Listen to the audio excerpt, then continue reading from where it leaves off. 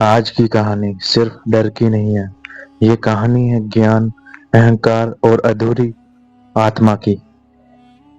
भारतीय पौराणिक कथाओं में कई प्रकार की आत्माओं का वर्णन मिलता है। कुछ आत्माएं शांत होती हैं, कुछ क्रोधित और कुछ इतनी शक्तिशाली कि उनका नाम सुनकर ही सन्नाटा छा जाए। आज हम बात करने जा रहे हैं एक ऐसी रहस्यमयी आत्मा की जिसे कहा जाता है ब्रह्म राक्षस। ब्रह्म राक्षस क्या होता है? लोक कथाओं और पुरानी मान्यताओं के अनुसार ब्रह्म राक्षस कोई सामान्य भूत नहीं होता। यह वह आत्मा होती है जो कभी एक बहुत बड़ा विद्वान ब्राह्मण होता था, लेकिन उसकी कहानी दुखद अंत पर खत्म होती है।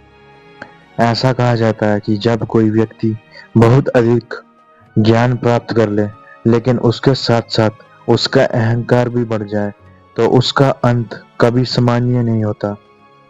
और अगर मृत्यु के समय उसकी आत्मा को शांति न मिले, तो वह भटक जाती है और वही आत्मा बन जाती है ब्रह्म राक्षस।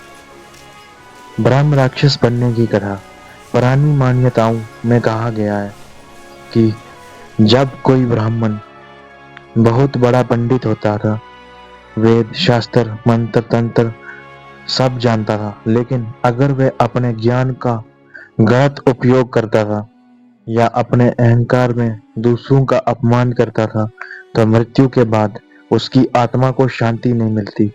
धीरे धीरे वह आत्मा एक अलग ही रूप धारण कर लेती है, न पूरी तरह इंसान न पूरी तरह आत्मा, बस ऐसी शक्ति जो ज्ञान से भरी होती है लेकिन शांति से खाली। और इसी को कहा जाता है ब्रह्म राक्षस। ब्रह्म राक्षस की विशेषताएं। कहा जाता है कि ब्रह्म राक्षस साधारण भूतों जैसा नहीं होता, यह बहुत अधिक शक्तिशाली और बुद्धिमान होता है।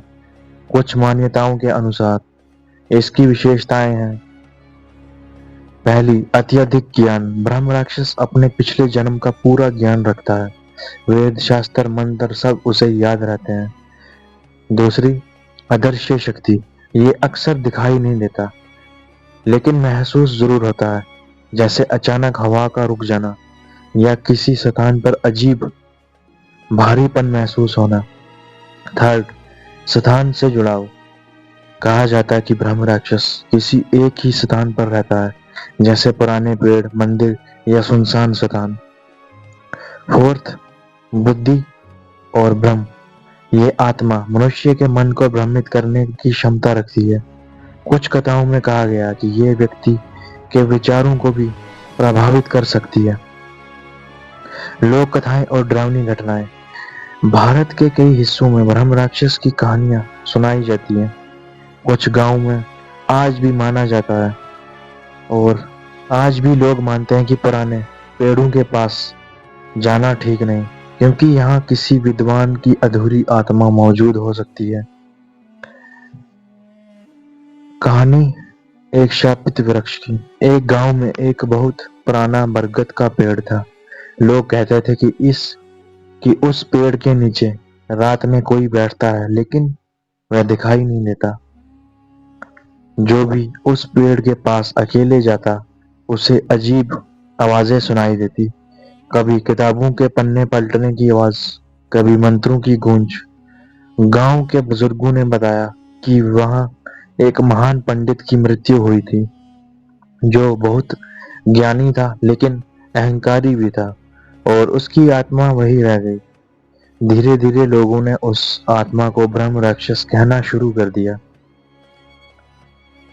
अब ब्रह्म राक्षस का वैज्ञानिक दृष्टिकोण। अब सवाल ये उठता है, क्या सच में ब्रह्म राक्षस होता है?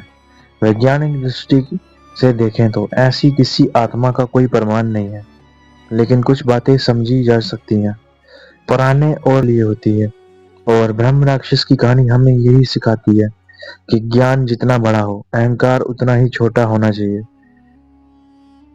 अगर आपको ऐसी रहस्यमयी और डरावनी कहानियां पसंद हैं, तो इस वीडियो को लाइक करें और चैनल को सब्सक्राइब करें। मिलता हूं आपके साथ नेक्स्ट वीडियो में एक न्यू स्टोरी के साथ।